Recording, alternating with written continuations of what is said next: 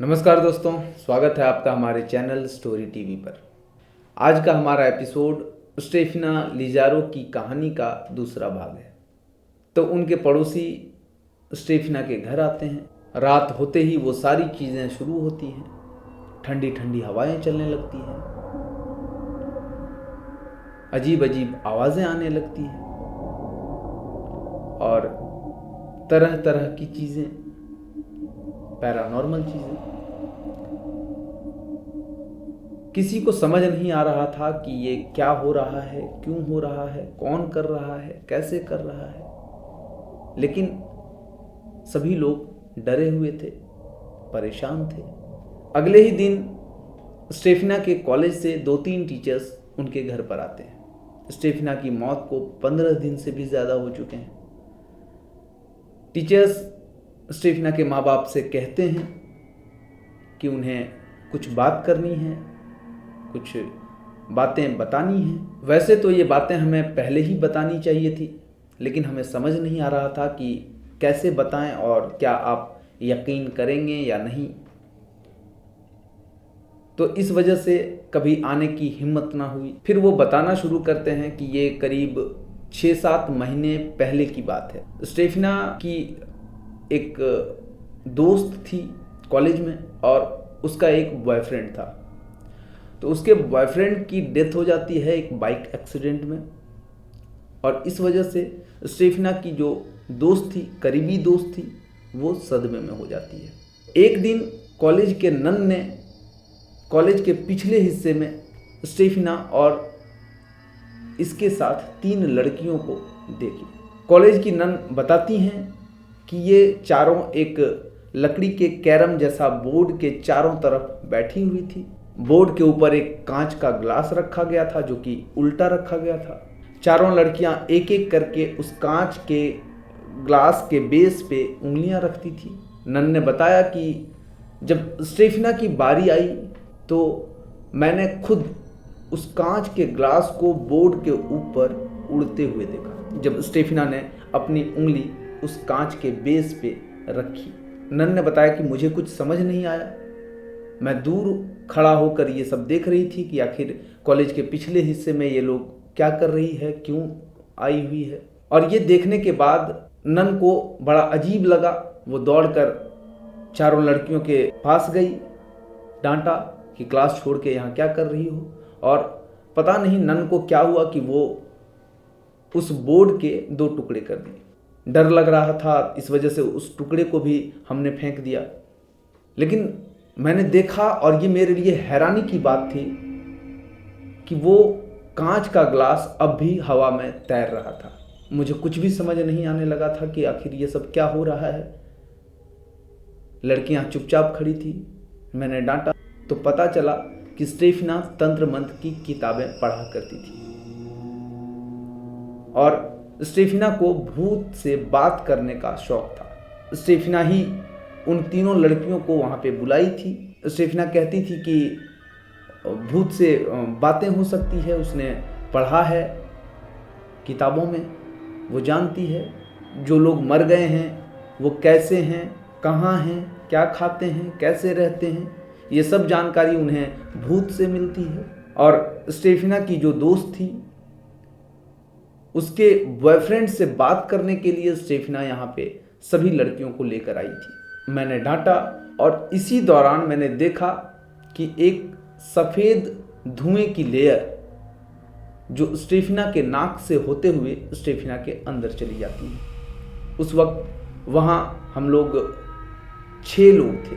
मेरे साथ एक टीचर भी थी और 4 लड़कियाँ। लेकिन उस सफ़ेद लेयर का निशाना सीधा स्टेफिना के ऊपर जा लगा। मैं बहुत डर गई थी और फिर ये चारों लड़कियों को वहाँ से कॉलेज भेजा कि आज के बाद दोबारा इधर नहीं आएगी। जब स्टेफिना के घर वाले इस कहानी को सुने तो रिकॉल करते हैं कि ये शायद उसी वक्त से स्टेफिना के बर्ताव में बदलाव आना शुरू हुआ था। उसी वक्त से वो गुर्राना, चिल्लाना, भाई बहन के ऊपर अटैक करना, ये सब उसी वक्त से शुरू हुआ था। कहानी बताकर स्टेफिना के टीचर्स चले जाते हैं। पड़ोसी भी इस कहानी को सुन रहे थे। अब ये चीज क्लियर हो चुका था कि उस कमरे में कौन है। स्टेफिना है, स्टेफिना की आत्मा है जो भूत बनकर मम्मा मम्मा चिल्ला रही है। फिर सारे लोग उस कमरे में गए जायजा लेने के लिए दोबारा से, और फिर उसने वही चीज देखा। कमरे की हालत वैसे ही अस्त व्यस्त, जहां तहां चीजें बिखरी पड़ी हैं। लेकिन इस बार स्टेफिना का एक तस्वीर, एक फ्रेम जो कि फर्श पे गिरा हुआ था, स्टेफिना की मां ने फ्रेम को उठाया और उठाते ही उसे नीचे फेंक दिया। स्टेफिना के पापा ने जब ये देखा तो उन्हें अजीब लगा कि स्टेफिना से इतनी प्यार करती है उसकी मां, और फिर ये इस तरह से उसकी तस्वीर को फेंक देना। उन्होंने उस तस्वीर को उठाया, फ्रेम को उठाया। लकड़ी की फ्रेम थी, जैसे आमतौर पर फ्रेम होते हैं। शीशा से कवर किया गया था तस्वीर को। लेकिन उस तस्वीर में, उस फ्रेम के अंदर जो स्टेफिना के पापा ने देखा वो कुछ ऐसा था कि स्टेफिना का चेहरा अचानक से जलने लगा। आग सिर्फ चेहरे पे थी, ना ही लकड़ी के फ्रेम में, ना ही कोई और हिस्से में, ना ही तस्वीर के किसी हिस्से में। सिर्फ चेहरा धू धू कर जलने लगा। स्टेफिना के पापा ने भी उस फ्रेम को डर से फेंक दिया। सारे लोग घबरा गए और घबरा कर उस कमरे से बाहर निकल गए। कमरे से जोर जोर की आवाजें आने लगी। स्टेफिना के माँ बाप ने कारपेंटर को बुलाया और उस दरवाजे को ठोस तरीके से, मजबूत तरीके से उसे लॉक किया गया, लगाया गया। और घर में जितने भी भारी भरकम सामान थे, जितने भी मजबूत सामान थे, उसे दरवाजे के सामने रख दिए गए ताकि अब किसी भी हाल में वो दरवाज़ा नहीं खुले। पूरी तरह से दरवाजे को पैक कर दिया गया था। उस रात सारे लोग बेफिक्र होकर सोने चले गए। पहली बार राहत की सांस ले रहे थे उनके घर वाले। लेकिन स्टेफिना की आत्मा खामोश कहाँ रहने वाली थी। रात होते ही वो आवाज़ें फिर से शुरू होती हैं। चिल्लाने की आवाज़ें, गुर्राने की आवाज़ें, मम्मा मम्मा पुकारने की आवाज़ें तेज़ी से बढ़ती गई। और फिर ऐसा लग रहा था मानो उस रोज़ आंधी आई हो घर में। तेज़ हवाएं चलने लगी और इस बीच ऐसा लग रहा था जैसे उस दरवाजे से कोई बाहर आना चाह रहा हो, दरवाजे को बार बार पीट रहा हो, धक्का दे रहा हो कि मुझे बाहर निकालो, मुझे बाहर निकालो। घर के सारे लोग परेशान, सब डरे हुए, सहमे हुए, सब सोए हुए थे, लेकिन कोई आंख बंद नहीं कर पा रहे थे। और फिर वो दरवाजा खुद ब खुद खुल जाता है। उसके सामने रखी जितने भी सामान थे सब इधर उधर बिखर जाते हैं। ठंडी हवाएं उस कमरे से घर तक आ गई। तेज हवाएं चलने लगी और तब पहली बार ऐसा हुआ जो अभी तक कभी नहीं हुआ था। स्टेफिना की मां को ऐसा लगा कि उसके ऊपर कोई बैठा हुआ है और उसका गला दबा रहा है। स्टेफिना की मां चिल्लाना चाहती थी, चीखना चाहती थी, लेकिन ऐसा लग रहा था जैसे उसके होंठ सिल चुके हैं। वो कुछ बोल नहीं पा रही थी। स्टेफिना के पापा बगल में सोए हुए थे, लेकिन उन्हें कुछ भी पता नहीं चला। लेकिन उन्होंने महसूस किया कि स्टेफिना की मां हाथ पैर पटक रही है और उन्होंने आवाज लगाया। आवाज आते ही स्टेफिना की मां नॉर्मल फील करने लगी। स्टेफिना की मां तुरंत उठी और सबसे पहले वो पुलिस को इन्फॉर्म की कि अभी किसी ने उसका गला दबाकर मारने की कोशिश की। यह रात के 2:40 का वक्त था। कॉल करने के बाद रात के लगभग 3 बजे के आसपास पुलिस की पूरी टीम स्टेफिना के घर पहुंची। वहां आकर उन्होंने देखा सारे लोग परेशान, घबराए हुए। उन्होंने पूछा क्या हुआ, क्या किया, कौन था। फिर स्टेफिना की मां ने पूरी कहानी डिटेल में बताई कि किसी ने उनका गला घोंटने की कोशिश की, और फिर कमरे की कहानी। पुलिस की टीम उस कमरे में गई। वहाँ अंदर आते ही उन्होंने महसूस किया ठंडी हवाएं। बाहर झांक कर देखे, कोई हवा नहीं चल रही है। अजीब अजीब आवाज़ें आने लगी। पुलिस ने पूछा कि घर में और कौन कौन है। स्टेफना के पापा ने बताया कि और कोई नहीं है घर पे, ये आवाज़ें हम लोग महीनों से सुन रहे हैं। पुलिस वाले घबराए, उन्हें भी थोड़ा डर महसूस हुआ। उनके जीवन में ये इस तरह का केस पहली बार था। वे लोग भी परेशान नज़र आ रहे थे। लेकिन स्टेफना के माँ पापा से क्या कहते उन्हें कुछ भी समझ नहीं आ रहा था। फिर किसी तरह से समझा बुझाकर पुलिस की टीम सुबह सुबह उस घर से बाहर आ गई। उसी रोज शाम ढलने के बाद पुलिस की पूरी टीम दोबारा स्टेफना के घर पर थी। पुलिस वालों को ये बता दिया गया था कि यहाँ जो कुछ भी होता है वो रात के वक्त ही होता है। वहाँ आने के बाद उन्हें इस घटना का विटनेस बनना था, पूरी जानकारी चाहिए थी। तो उन्होंने रात में वहीं रुकने का फैसला किया। उन्हें पूरी कहानी बताई गई।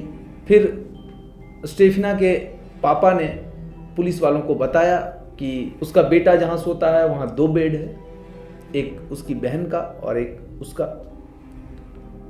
लेकिन रात में ऐसा देखा जाता है कि वो अगर उसे राइट बेड पे सुलाया जाता है तो वो हवा में उछलकर लेफ्ट बेड पे आ जाता है, अगर लेफ्ट बेड पे सुलाया जाता है तो वो राइट बेड पे आ जाता है। ऐसा लगता है जैसे फुटबॉल की तरह कोई उसे उठाकर इस बेड से उस बेड पे ला रहा है। पुलिस वाले ने कहा, ये क्या मजाक है।